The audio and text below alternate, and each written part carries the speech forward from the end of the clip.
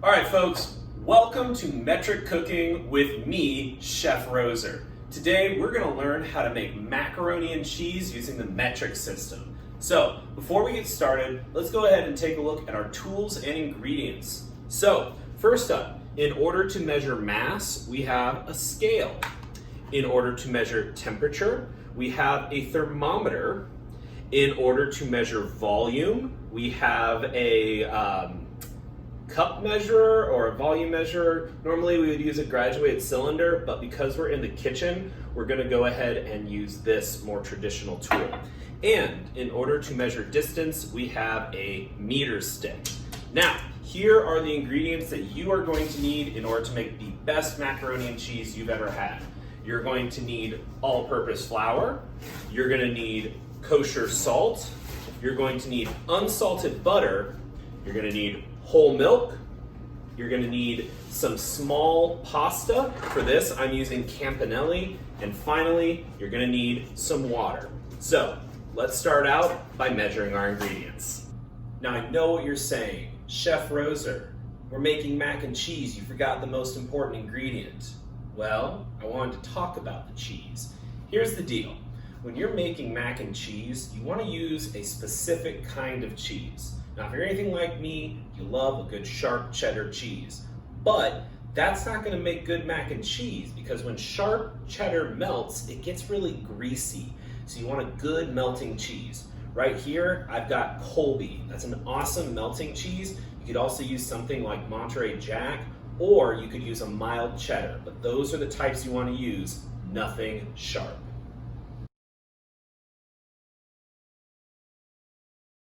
All right, first up is whole milk. Now, we are going to use volume to measure our milk. Now, normally in a lab, we would use a graduated cylinder. However, I don't have one in my kitchen, so instead, we're going to use this cup measure that has metric markings on it. So, for this recipe, we are going to need 475 milliliters of milk. So, let's go ahead, open up my milk and measure it out. Alrighty, and there you have it. 475 milliliters of whole milk. All right, next up is our butter. Now, butter usually comes in a stick like this. So, in order to measure the correct amount of butter that we need, we're gonna use a meter stick. So, let's go ahead and measure ourselves 4 centimeters of butter. So, I'm gonna take my meter stick here, and I'm going to measure out 4 centimeters on my stick of butter. All right, so that is right about here. So make a little cut. I know where that is, and then I'm just gonna go ahead and cut myself 4 centimeters of butter. All right, looks good.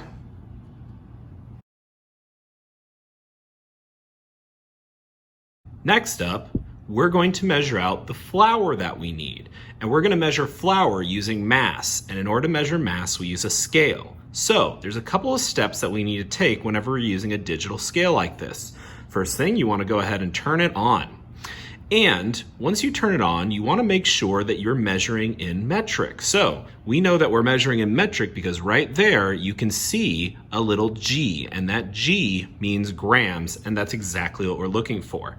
The next thing you need to do is what's called tairing. So we're not gonna measure out the flour directly on the scale, we're going to measure the flour into this little cup here.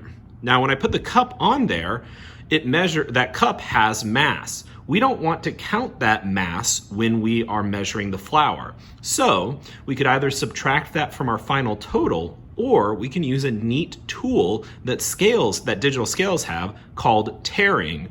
So on this scale, that's called 0. So I press this button, and just like that, this scale accounts for the mass of the cup. If I were to take it off like this, you would see it goes to the negative number, but when I put it on, it measures 0.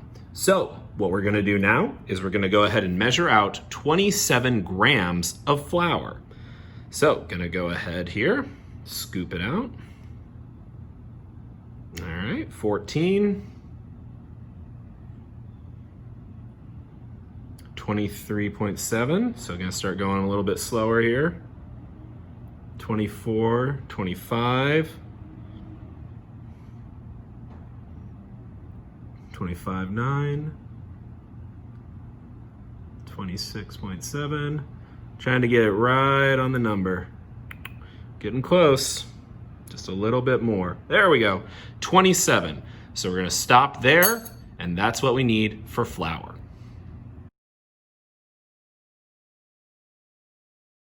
Our next ingredient is going to be salt, and we are using kosher salt.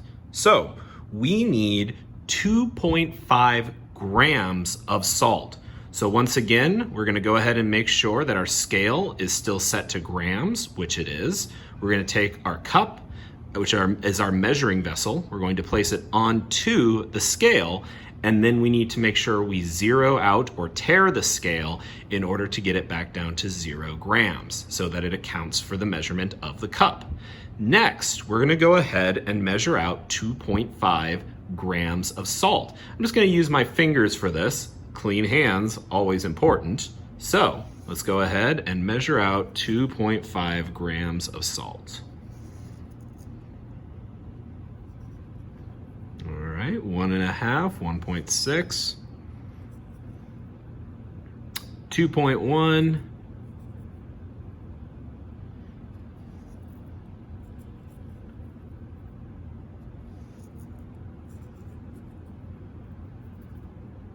2.5. Right there, that's exactly what we want, 2.5 grams of salt.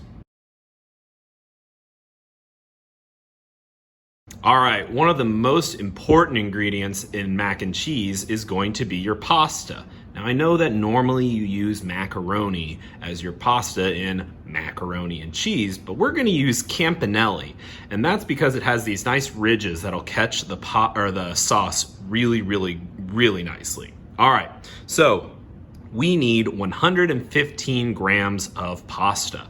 So we're gonna do that by taking our handy dandy scale. We're using a bit bigger bowl this time, and so it has a lot more mass, so we need to be really careful to make sure that we zero out this time to get the right number. So just by pressing that 0 button, boom, we zero it out. So now we're gonna go ahead and take our pasta, we're gonna open it up, and we're gonna pour in 115 grams.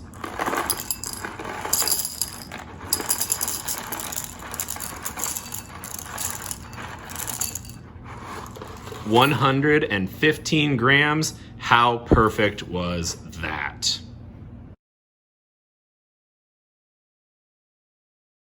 The final thing that we need to measure out is our water, which we're going to use to cook our pasta. And we're going to need 1,500 milliliters of water or 1.5 liters of water. So right here, I've got 500 milliliters of water. We'll go ahead and measure that out.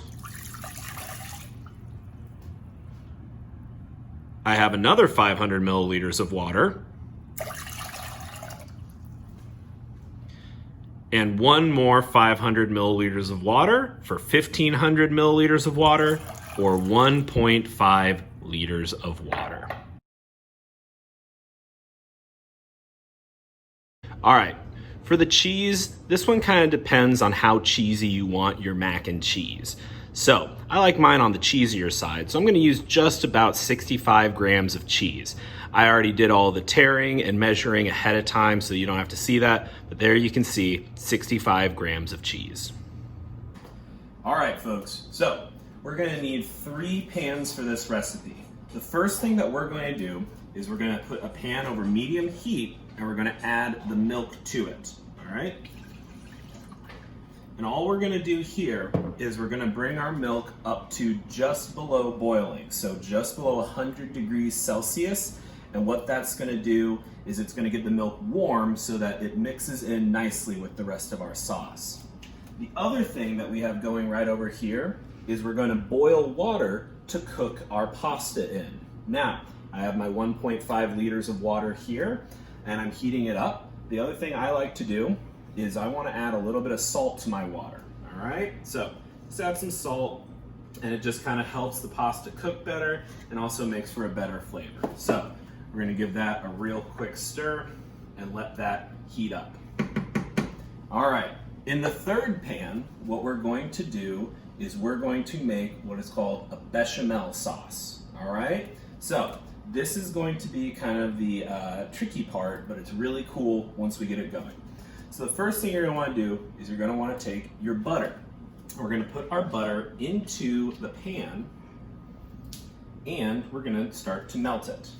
So what we're doing here is called making a roux. And when you make a roux, it's pretty simple. You're just taking butter, you're melting it down to be a liquid, and then we're gonna add flour to it, and we're gonna cook those together. And what that does is it makes a really nice base for the rest of our sauce, which will include the milk, the salt, and the cheese. So just move this around until it gets all melty. All right. Also, I know I said this, these are over medium heat. Whenever you're boiling water, have that on the highest heat you can go so the boiling goes as quick as possible. All right, so right there in the bottom of our saucepan, we have all of our butter melted. So next thing we're gonna do is we're going to take our flour and we're going to mix our flour in. That butter's starting to bubble, so we wanna get that flour in quick, all right? So flour goes in, and we're gonna use a whisk in order to mix that together. Now you wanna make sure that you're mixing this really nicely because you don't want it to burn. And you're gonna see that it gets pretty thick, and that's okay. But what you wanna do is you wanna make sure, thank you Mosaic, I really appreciate your help here. You're being wonderful. So, what you're doing here is you're just wanting to make sure you get good coating, and then we're just gonna be mixing it. You're gonna do this for about 2 to 3 minutes until it's nicely cooked.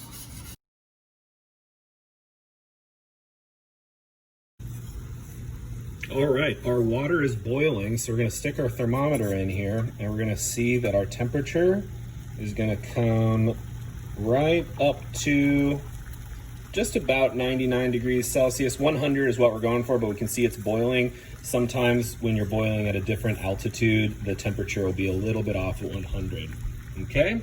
So we're gonna go ahead now and we're going to add our pasta into our boiling water. All right, we're gonna cook that to al dente. Check the pasta box that you're using to find out what al dente is for that brand. This one is probably gonna be about 9 minutes or so.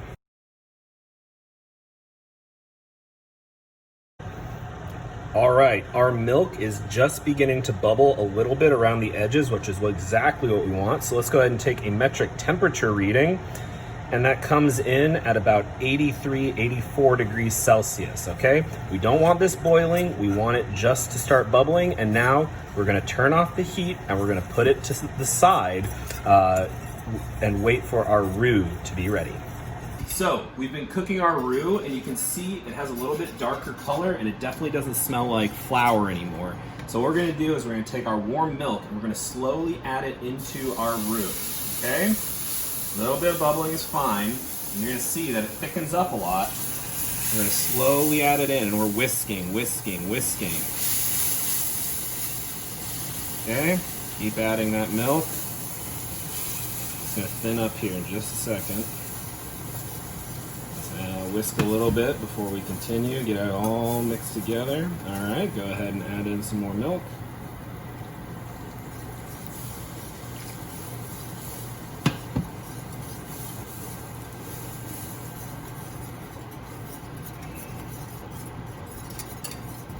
Okay, add in the rest of the milk now.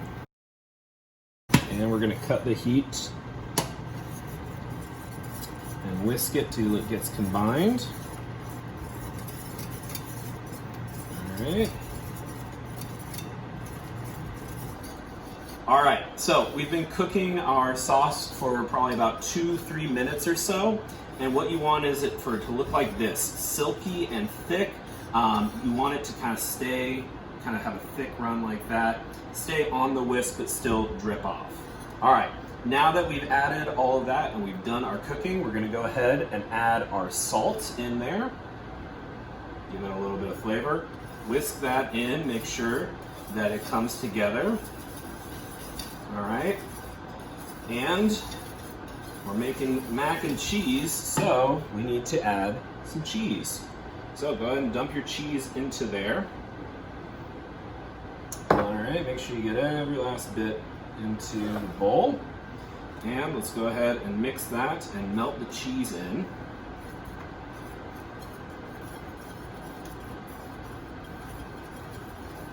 Okay, and just keep stirring until the cheese is incorporated into that bechamel sauce. Alrighty, that's looking pretty good. And guess what? Our timing is perfect. So that was my timer for the pasta. So I'm gonna go ahead and I'm done with my whisk. We're going to take our pasta. We're going to use this neat little tool called a spider. We're going to turn off our boiling water.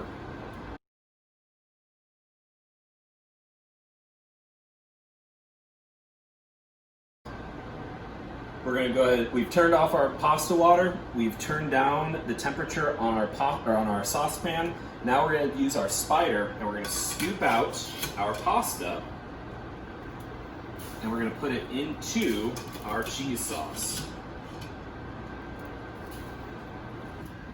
All right, all of our pasta's in, so now it's time to mix it all together. Look at that. That looks pretty tasty to me. And all we're doing here is just getting it so that the pasta is folded in and covered with all that ooey gooey cheese sauce.